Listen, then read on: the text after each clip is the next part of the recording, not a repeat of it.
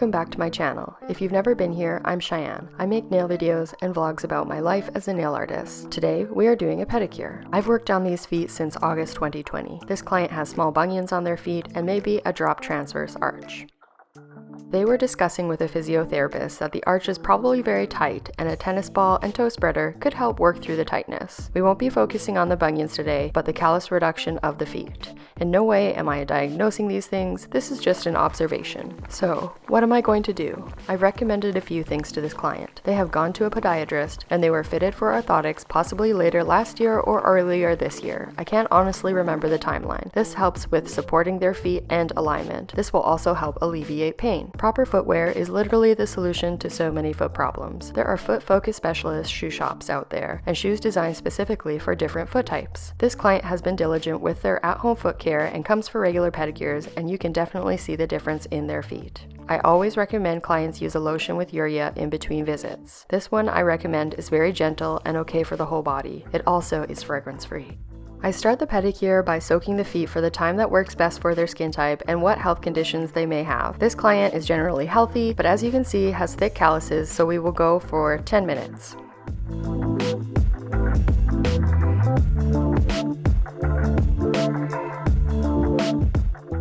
After I thoroughly dry the feet, I use a callus softener on the whole foot and a more heavy-duty callus reducer on the large calluses. Then I wrap the feet with some plastic film and let them sit for a few minutes. I also add cuticle softener to the toenails at this point. A callus reducer with urea is very gentle and can be used on anyone. A callus reducer made with potassium hydroxide should only be used on healthy people with possibly thicker skin. This type of callus reducer can be irritating and definitely is not a good option for everyone. So I'm going to get into what is urea. Just a little bit. Urea is a natural occurring substance. It's a humectant and hygroscopic. What does this mean? A hygroscopic substance loves water and attracts water from its surroundings, while a humectant retains and preserves moisture. This makes urea an ideal ingredient in foot creams and foot care products. Urea is also known for its ability to exfoliate the skin. At high concentrations, urea can actually unlock skin cells that are tightly packed together without disturbing the underlying makeup of the skin cells. Urea is naturally antibacterial and anti-inflammatory ingredient. For these reasons, urea can promote healing. There are so many more benefits to urea and foot care, but I'm just going to leave it at that.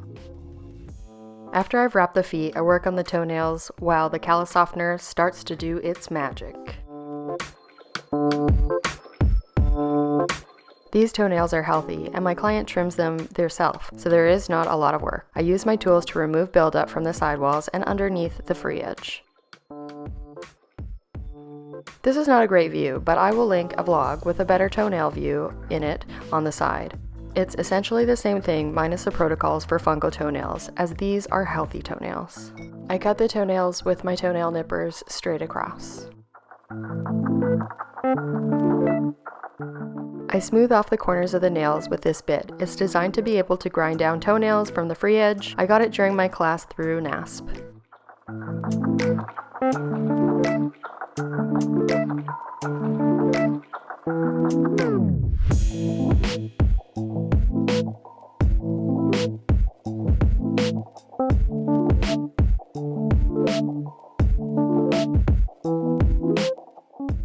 Next, I'm using a comb bit to clean off cuticle from the nail plate and clean dead skin from the sidewalls. I don't treat the eponychium the same way as I do on fingernails. I use a more conservative approach as I was taught this is the best practice for overall health. Feet are in different environment than fingernails, and it's important to remember that.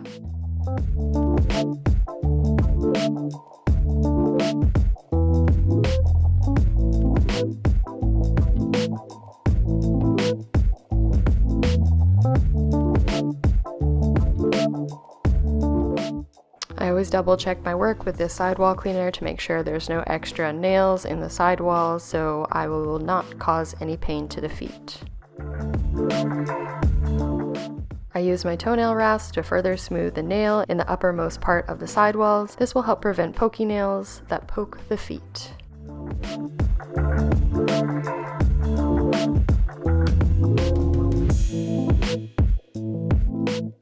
After I'm finished with the toenails, I give them a spray with my water sprayer and I remove any dust and dead skin and thoroughly dry between the toes.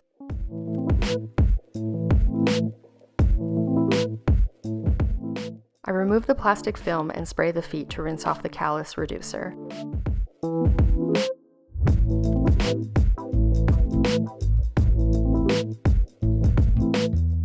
I usually start with a foot rasp at this point and start to work off the larger areas of callus. I think using a foot rasp helps reduce the callus a little bit faster, and that's why it's my preference to use one before I start using my bits. You could easily use a rasp the entire time, or you could actually just use bits only. It's really personal preference. When calluses build up, they become hard and they can be painful. My goal is to soften and reduce the callus into a more flexible state. I don't want to remove the entire callus, as it will cause my client more pain to build the protective layer of the skin back. Remember, reduce, not remove.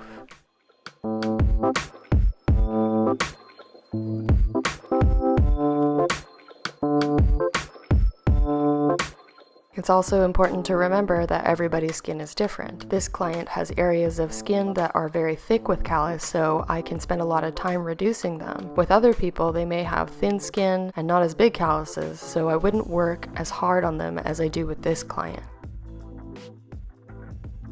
For me, this is a very fun pedicure to do because I have seen so much improvement in this client's skin, and there's a lot of work to do, and I enjoy it.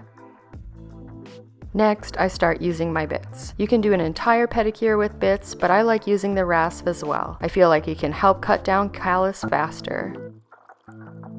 I use the Stalex Poto discs, and I use them on dry skin because they clog easily with wet skin. I start with an 80 or 100 grit, and I work my way down to a 240 grit. I prefer the medium size as I feel like I can be more precise and get into most areas with this size versus the larger size. I also have a vent underneath the foot to help suck the dust out of the air. I have a separate filter for feet with a little mark on it so I know which one it is. I will probably upgrade this system eventually, but for now, this is what works. You don't need to have a separate e-file, but I have this one as a backup in case my main e-file breaks, and I enjoy using it for pedicures. I've linked it down in the description box. The torque is good and it's pretty smooth.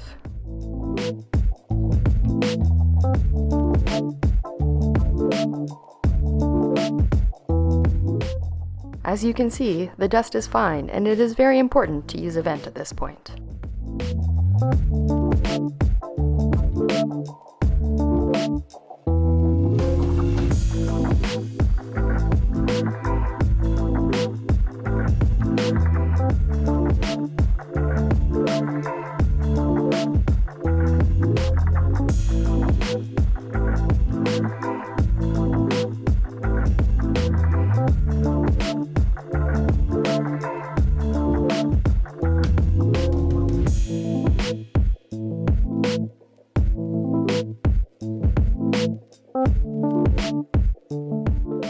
Here's something new to me. I bought these cool sponge buffers last week to try them out in pedicures. It's a cushioned fine grit sponge that helps polish the callus and any cracks you've processed on the skin. So far, I really like them and think they are a lot of fun. They leave the foot really smooth, so they do what they say. They're super gentle and they can be used all over the foot.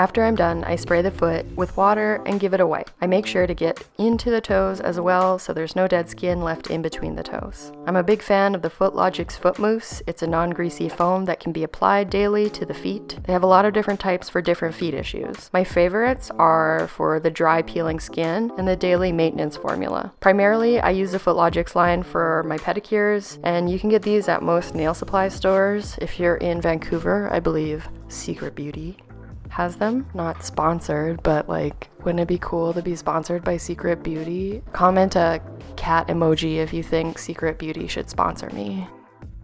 Next, I warm up the lotion in my hands because I work in somewhat of a cold room. It heats up and I have a heated pad for my clients, so don't worry about that. But anyways, I heat up the lotion and then I do a foot massage. And this varies from client to client depending on their skin and health conditions. A healthy foot can have a standard massage. I usually focus on the bottom of these feet and try to break up any lactic acid buildup with my knuckles and just do a basic massage.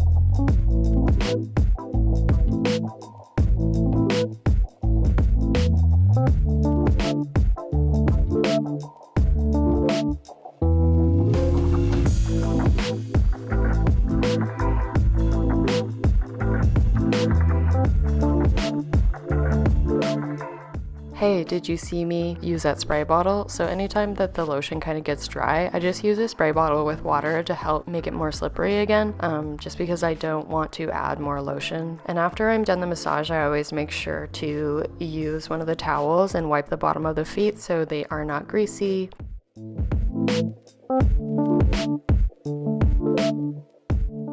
Hey, we're getting close to the end of the video. Do you think these feet have shown improvement since the first time I saw them? I think they have. Here's the final reveal. No toenail shots because I forgot. Take care and see you next week. Bye.